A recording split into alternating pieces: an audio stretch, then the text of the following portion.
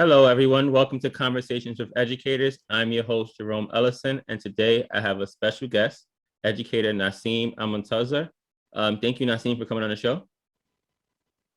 Thank you, Jerome, for hosting me. I believe that this is an important conversation that needs to be discussed or had. Thank you. Thank you. I want to start with some quick, kind of like a rapid fire questions. I'll give you two options. You can either tell me which one do you prefer. So it's like start or bench. Which one would you start? I'll give you two options. Just tell me which one would you start. All right. Public school or private school? Public school. Public. Math or science? Math. Homework or classwork? Classwork. Last one. Reading or writing? Writing. Writing. Cool, cool. All right. So now we're going to get into some reflective questions. So the first question is, why did you become an educator? What got you into the field of education? The reason why it was since a very young age. It was like 5 years old. I always wanted to become a teacher. And then as I got older, I began to learn that it was really needed because I reflected on how my teachers were. And I only had I can count the amount of teachers of color that I had in one hand. And so I said, you know what, I wasn't reflected in the schools. And so I want to make sure that if I do pursue a career in education, that my students are reflected and they could see themselves in front of the classroom. And so that's why I decided to go into this business, despite that we all know it doesn't make much money. Mm-hmm. Yeah, I love that. A lot of teachers of color have chosen the path for that way as well, especially male teachers of color. We don't see many, and the more we have, the more, like you said, students can see themselves and the teachers, and that can motivate them, inspire them to actually pursue education or just pursue their passions in whatever area that is. So I think that's a great reason. Next question. So as you know, we go through a lot of experiences as teachers. So I'm going to ask you to share some of your experiences. So the first question is, what is your most memorable or best or funniest moment you ever had as an educator? I would like to say memorable. The most memorable moment I had as an educator is when I had a dyslexic student in my class one year, and it was an ICT class, and I had no idea she was writing a book about herself and was getting it published throughout the whole school year. And she surprised me towards the very end of the last day of class and said, "Mr. Almuntaser, I want to present this book to the class." I was like, "What is this book about?" And I'm looking at it, I'm like, wow, I was just blown away. And she said, "You inspired me to write a book about myself. And I didn't want to talk about it because I wanted to surprise you." And so, she told me how I made a difference in her life. And so that was a wake-up call for me to really, pursue a career in education and to stick with it. Because oftentimes, as an educator, you don't know how many hearts you're touching, minds you're molding, journeys, your opportunities you're opening for students until they come to you and they say, "Wow, you were a damn good teacher," or "Wow, I didn't know, I'm a history teacher. I didn't know, I can't memorize dates, but you made it fun." And I didn't feel like it was a boring, memorizing date class. I felt like I was able to connect what I'm learning to my own life. And so that was a memorable moment for me. And I was like, if I could touch one student, I know I'm touching the 1.1 million students in the public school system, even if they're not returning to me and letting me know that. I love that. You touched on so many great points. I mean, as educators, it's such a difficult job. You just go through it day by day, trying to do your best. And like you said, you don't really know the impact, but when you get that feedback from a student, it inspires you, it motivates you to keep going because you're making that impact. A lot of us, like you said earlier, get into it to make an impact on kids, to show kids a different way. And when we get that feedback that it's working, that keeps us in the field, even though we have so many other obstacles that we deal with as educators. So it's a great point, a really good point. But it's also a difficult career. So what has been the biggest challenge or most difficult thing you had to overcome as an educator, and why? Well, I think I'm living the challenges right now. With the COVID-19, the pandemic that we're living in, teachers are told to be silent, right? And what's going on around the schools. And so that's why you don't hear much about what's going on around the schools on the media, especially in particular from teachers and students, because if we were to be vocal, then you probably will not be returning back to your job the next day. And so I really appreciate that, platform, like you have a platform like this. And for all the amazing teachers that you've interviewed, which I've watched all your videos, that they have the audacity to speak up and put their lives on the line, because we're speaking for generations of teachers that are sitting in these rooms of silence. And so a particular challenge I'm dealing with is I have a class of 34 students, and my classroom is not big, and I can't social distance them. The ventilation in my room broke. It's just hard. And these students, these kids are, our scholars are traumatized. They don't want to be there. It's unsafe.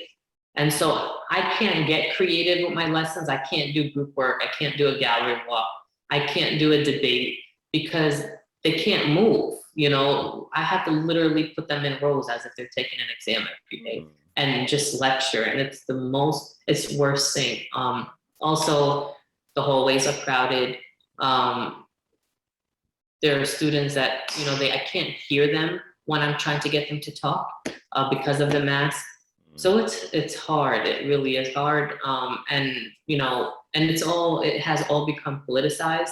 And so it's kind of like when people say we need our kids back in schools, well, something that I would like to comment is like, what's the difference right now if we get them into the schools and they're not learning much compared to when they were remote, where we're putting the safety of so many, we're ensuring all of our students are safe.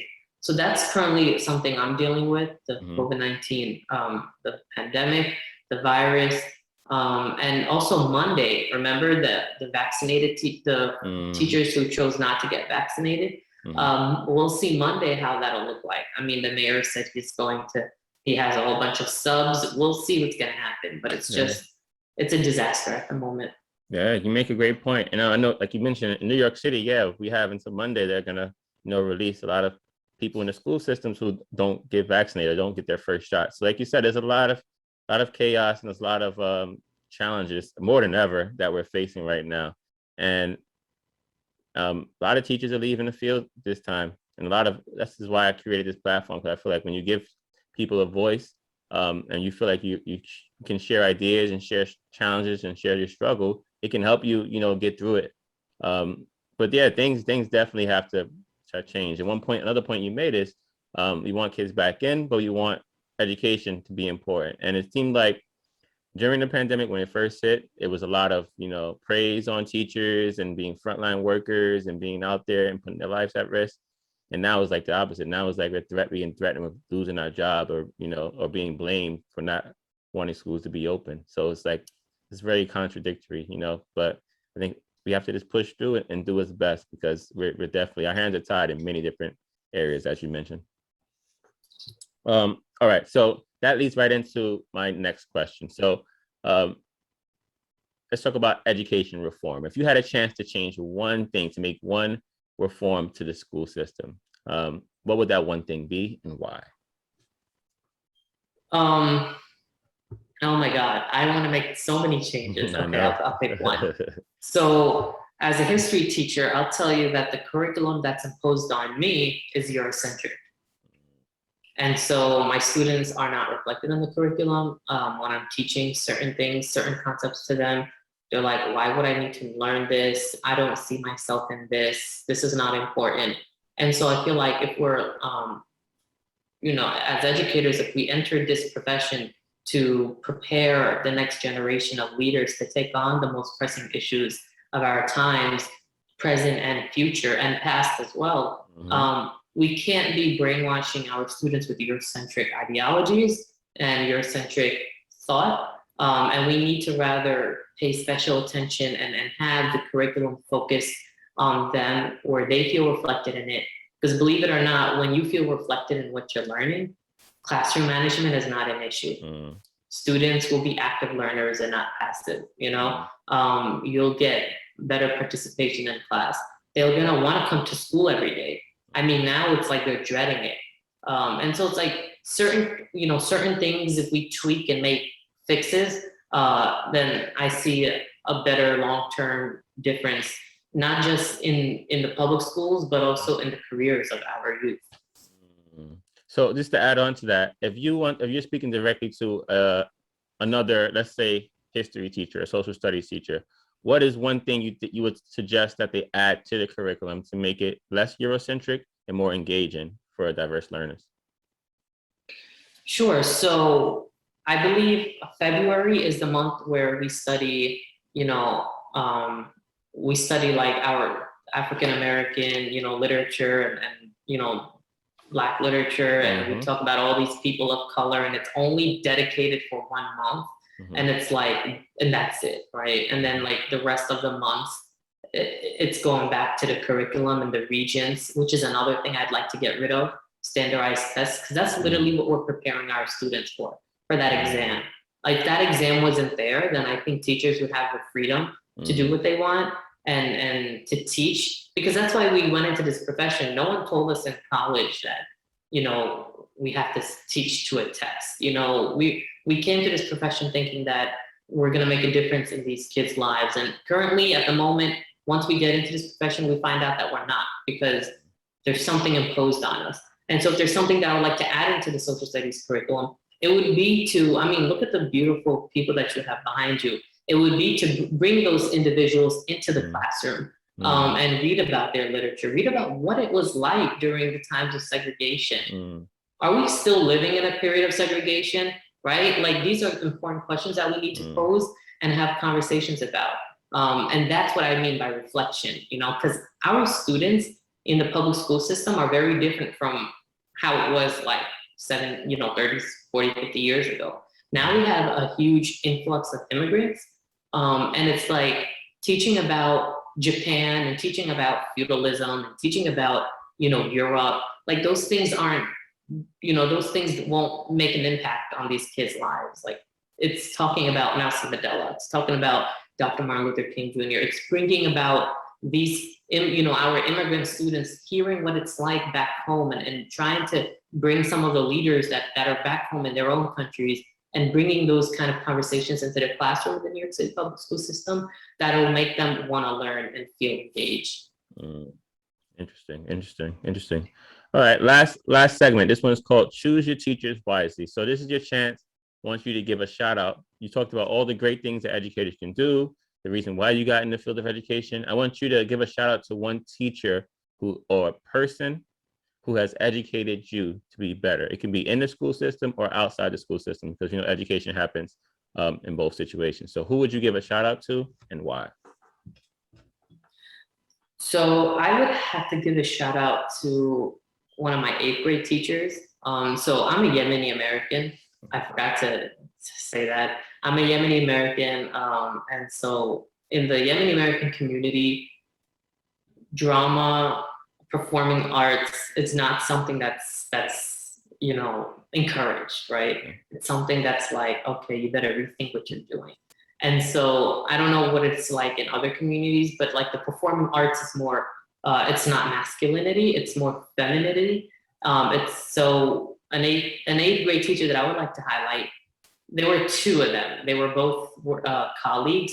It would be Miss Nicole Sarah Gonzalez and Dr. Tabo Rashid. Those 2, in times of when my family were like, performing arts is not the best thing for you. You shouldn't be doing it. They actually went the extra mile, and they actually contacted my family, and they connected performing arts to comprehension and to literature and tying it into the curriculum to get encouraging my parents to say yes. And I was able to be an actor at a Guys and Dolls Junior performance at my school. And it was the best experience that I had. And I would have never had that experience if it wasn't for them who went that extra mile and contacted my family and really put themselves in the mud and the dirt and to say, you know what, he'll be fine. This is really good for him. I love that. Often when I ask that question, most people say it's the teacher who went that extra mile, the teacher that understood them and advocated for them, right? And oftentimes it's not even what they taught in the classroom, it's what they did outside the classroom to support you. And those are the teachers that have the biggest impact on us. And in some cases, those are the teachers that inspire other students to grow up and become educators to have that impact on future generations. So I think that is amazing. I think that's great. So thank you. That was all. Thank you, Nasim. I want to thank you for coming on the show. Thank you for the great work it sounds like you're doing in your school and in the community. Um, yeah. Thanks for everything you're doing. Thanks for coming on the show. Thank you, Jerome. I really appreciate, like, once again, this platform. We need to encourage more educators to come on here, and to speak. And we also need to, come together as a community and really address the most pressing issues of our times. I see a lot of, the issues that are going on in the schools, like with my own eyes. I see that we're being told, we're being silenced. And so, they can't silence us if we all come together and we say, and we come out with a loud voice. They could silence you solo. And so if there's anything, I hope that, your platform continues to grow and to grow, and and then educators start doing the same, and trying to, talk about these issues that are going on rather than just forgetting about them by the door, entering the school building. Yeah, I love that. I think the only way to really get to the root of problems in any system, especially the education system, is to get on the ground, right? And teachers are on the ground in the classroom every day. So our voices as educators should be in the forefront because we're the ones that really see it and live it every day. So that's a great point. Thanks again. Thank you guys for watching. Stay blessed. And remember, education over everything. Bye. Thank you, everyone. Take care.